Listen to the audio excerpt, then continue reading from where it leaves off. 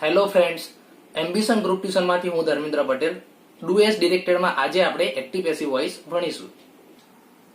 Change the વોઇસમાં બે પ્રકારના વોઇસ હોય છે, એક એક્ટિવ વોઇસ અને બીજો પેસિવ વોઇસ. જનરલી એક્ટિવ વોઇસનું પેસિવ વોઇસમાં રૂપાંતર પૂછાતું હોય છે, પરંતુ ઘણી વખત પેસિવમાંથી એક્ટિવ પણ પૂછાય છે. જે એકદમ સરળ છે એ આપણે છેલ્લે જોઈશું. આજે આપણે એક્ટિવ વોઇસ એટલે કે કર્તરી વાક્ય રચનાનું પેસિવ વોઇસ એટલે કે કર્મણી વાક્ય રચનામાં રૂપાંતર માટેના નિયમો જોઈએ. સૌથી પહેલો નિયમ છે કર્મ કર્તાનું સ્થાન લે છે. અહીં હું એક ઉદાહરણ દ્વારા બધા જ નિયમો તમને સમજાવું છું. આઈ પ્લે ક્રિકેટ, આ એક સિમ્પલ ઉદાહરણ લઈએ આપણે. તો એમાં આઈ એટલે કર્તા કહેવાય. આપણને ખબર છે વાક્યની શરૂઆતમાં હંમેશા કર્તા હોય. જે ક્રિયા થતી હોય એને આપણે ક્રિયાપદ કહીએ છીએ અને આ કર્મ છે. કર્મ કર્તાનું સ્થાન લે છે એટલે આપણે કર્મ આગળની સાઈડ આવશે. કર્મ કર્તાનું સ્થાન લે છે એટલે ક્રિકેટ આગળ આવશે. કર્તા કર્મનું સ્થાન બાય દ્વારા લે છે એટલે અહીં કર્તા આઈ છે, તો આઈ કર્તા એ કર્મના સ્થાને પાછળ જશે બાય દ્વારા, એટલે કે ક્રિકેટ આગળ આવશે અને આઈ એ બાય મી કર્મના સ્થાને આવશે. હવે જ્યારે કર્તા કર્મનું સ્થાન લે ત્યારે આઈનું બાય મી થાય. આપણે કર્મ વિભક્તિ બેઝિક ઇંગ્લિશમાં શીખી ગયા છીએ. વીનું બાય અસ થાય, યુનું બાય યુ થાય, હીનું બાય હિમ થાય, સીનું બાય હર થાય, ઈટનું બાય ઈટ થાય, ધેનું બાય ધેમ થાય. એટલે અહીં આઈ આપ્યું હતું તો એનું બાય મી થયું. ત્રીજું છે ક્રિયાપદનું હંમેશા ભૂત કૃદંત જ આવે. યાદ રાખજો, ક્રિયાપદનું ભૂત કૃદંત એટલે કે વિથરીનું રૂપ આવે. ભૂતકાળ અને ભૂતકૃદંત ક્રિયાપદના તૈયાર કરવાના છે, જે આજના બેઝિક ઇંગ્લિશમાં હું તમને એના ફોટોસ મોકલીશ, તે તમે ભૂતકાળ અને ભૂતકૃદંત તૈયાર કરી લેજો. તો આપણે અહીં પ્લેનું ભૂતકૃદંત કમ્પલસરી કરવું પડશે, એટલે પ્લેનું પ્લેડ જ આવે. આ ત્રીજું મુદ્દો થઈ ગયો, ક્રિયાપદનું હંમેશા ભૂતકૃદંત જ આવે. ચોથો અને સૌથી અગત્યનો મુદ્દો છે, તમારે અહીં ક્રિયાપદની આગળ કોઈ વધારાનું સહાયકારક ક્રિયાપદ શબ્દ ઉમેરવો પડે છે, તો એ કાળ પ્રમાણે અલગ અલગ શબ્દ ઉમેરી શકાય. સહાયકારક ક્રિયાપદ તરીકે શું ઉમેરી શકાય તે તમારે ખાસ તૈયાર કરવું પડે. તેથી આ તમે એકદમ પરફેક્ટ તૈયાર કરી નાખજો. જો સાદો વર્તમાન કાળ હોય એટલે કે જો ક્રિયાપદનું મૂળ રૂપ કે એસ કે ઈએસ વાળું રૂપ આપ્યું હોય, તો તમારે સહાયકારક ક્રિયાપદ તરીકે ઇઝ, એમ કે આરમાંથી જે આવતું હોય તે લખી શકાય. જેમ કે અહીં આપણા વાક્યમાં પ્લે એટલે કે ક્રિયાપદનું મૂળ રૂપ આપેલું છે, એટલે તે સાદો વર્તમાન કાળ છે. આપણે કાળની વાક્યરચનામાં ખાસ શીખી ગયા છીએ, તો અહીં આપણે ઇઝ, એમ, આર સહાયકારક ક્રિયાપદ ઉમેરવું પડે. હવે ક્રિકેટની જોડે ઇઝ આવે તો આ આપણું વાક્ય પૂરું થઈ ગયું. તે જ રીતના જો સાદો ભૂતકાળ હોય, જેમ કે ગો કે ગોસના જગ્યાએ વેન્ટ આપેલું હોય, તો આપણે સહાયકારક ક્રિયાપદ તરીકે વોસ કે વેર ઉમેરવું પડે.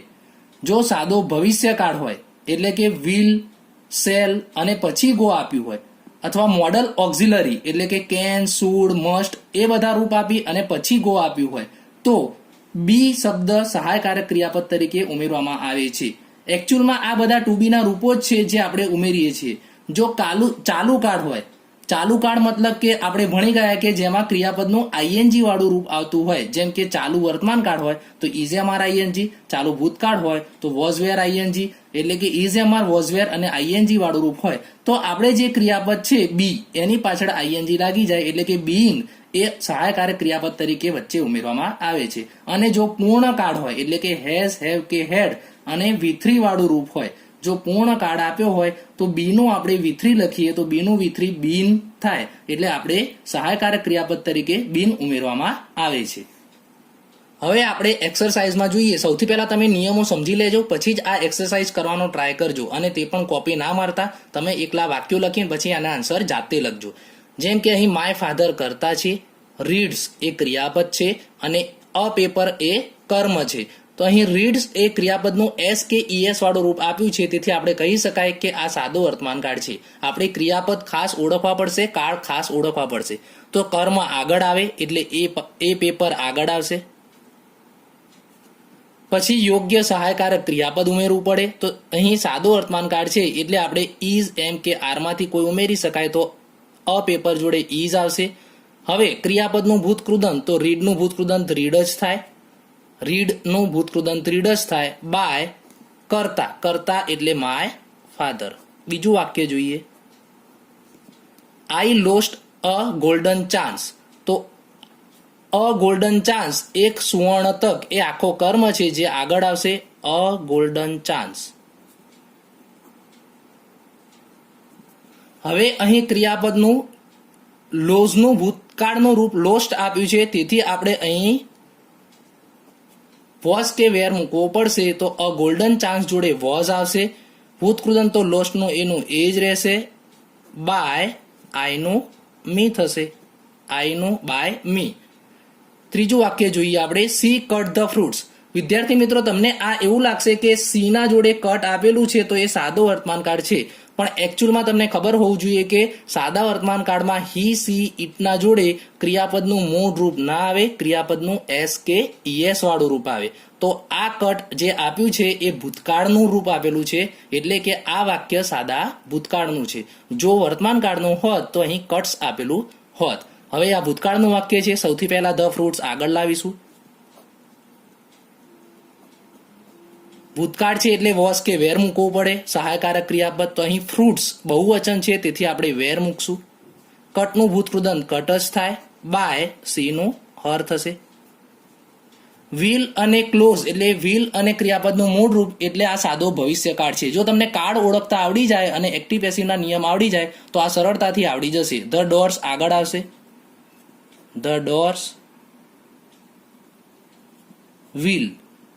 હવે આપણે બી શબ્દ વિલ તો લખવાનો જ, પછી વધારાનો સહાયકારક ક્રિયાપદ બી અહીં લખશું. હંમેશા બી, બીન, બીઇંગ એ બધા જે રૂપો લખીએ છીએ એ ભૂતકૃદંતની પહેલા જ લખવા પડે. હવે બી પછી ક્લોઝનું ભૂતકૃદંત કરશું તો ક્લોઝડ આવશે, બાય ધ પ્યુન.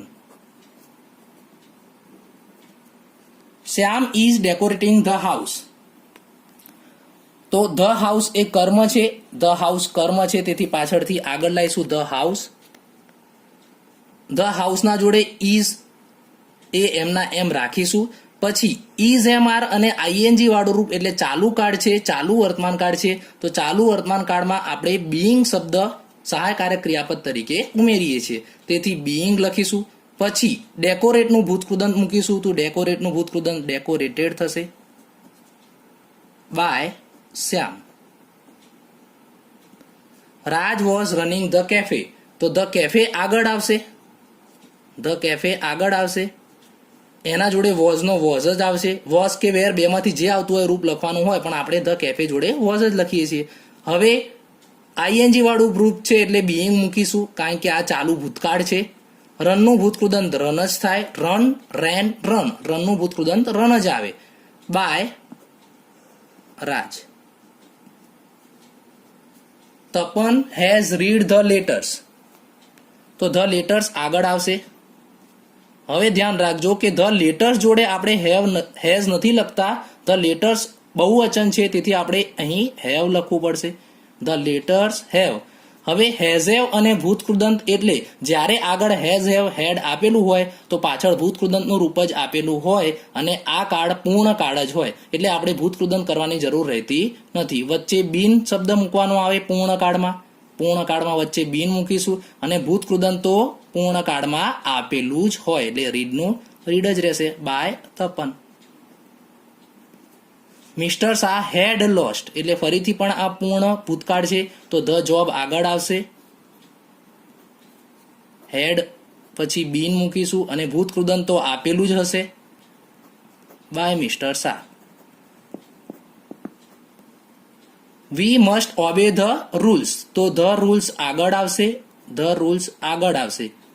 મસ્ટ વાળું એટલે મોડલ ઓક્ઝિલરી, એટલે મોડલ ઓક્ઝિલરી મતલબ કે સાદા ભવિષ્યકાળ જેવું કરવાનું હોય તો મસ્ટ રાખવાનો, અને જેમ સાદા ભવિષ્યકાળમાં બી સહાયકારક ક્રિયાપદ ઉમેરીએ છીએ એમ અહીં બી ઉમેરીશું. પછી ઓબેનું ભૂતકૃદંત ઓબેડ ઈડી લાગશે, બાય અસ. હવે આપણે એક નકાર વાક્ય જોઈ લઈએ. આઈ શેલ નોટ વિઝિટ ધેમ. તો અહીં ધેમ કર્મ છે એ કર્મ વિભક્તિ ધેમ છે, એનું કર્તા વિભક્તિ કરીએ તો આપણે ધ્યેય થશે, ધેમનું ધ્યેય થશે. હવે ધ્યેય જોડે આપણે શેલ કે વિલ બંનેમાંથી ગમે તે લખી શકીએ, વિલ લખશો તો પણ ચાલશે. આઈવી જોડે શેલ લખેલું હોય છે અને ધ્યેય જોડે આપણે વિલ લખીએ છીએ. મેં કહ્યું હતું કે આઈ અને વી જોડે શેલ પણ ઘણી વખત લખેલું હોય છે, જ્યારે ધ્યેય જોડે શું લખવું પડે, વિલ. હવે તમને એમ થશે કે બી મૂકી દેવો કે નહીં મૂકો, તો એ ખાસ યાદ રાખવાનું, બી, બીન, બીઇંગ એ બધું ભૂતકૃદંતની પહેલા જ લખવામાં આવે છે. તેથી અહીં નોટ લખી પછી જ બી મૂકવો. બી પછી વિઝિટનું ભૂતકૃદંત. ભૂતકૃદંતની પહેલા જ આ બધા શબ્દો મૂકવા. બાય આઈનું મી થશે.